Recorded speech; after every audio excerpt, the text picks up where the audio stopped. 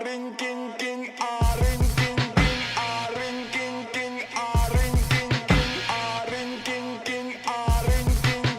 it's dope. I think the problem I see with this is, to be honest, how shocked I was about the states being able to opt out, right? So I consider myself an educated or whatever, under whatever society wants to call me, but like politically active, you can say whatever.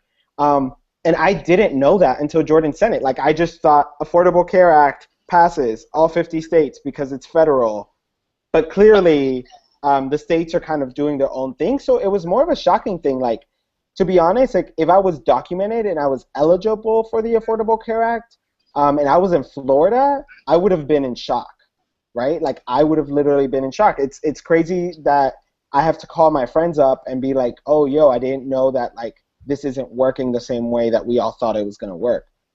So I just think it just goes to show more of how we need to like stay on top of things and how things are often done like behind our backs at times.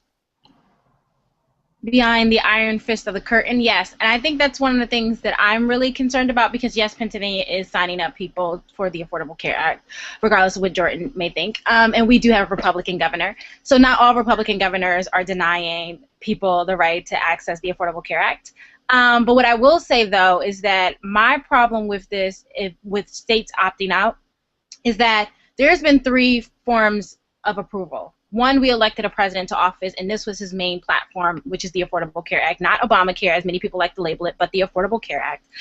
2, people, not only that, Congress voted it in, and then we had the Supreme Court declare that this was not unconstitutional. So we had 3 forms of checks and balances, and yet still we have governors and we have Congress members who are saying that they're not going to honor something that the American people want. And I think that is really the big issue here, is that we have government who is supposed to be doing laws and legislation and governing our country for the people, but now they're doing things in spite of the people. And so for me, that goes back to, like, how can we educate people about how government works?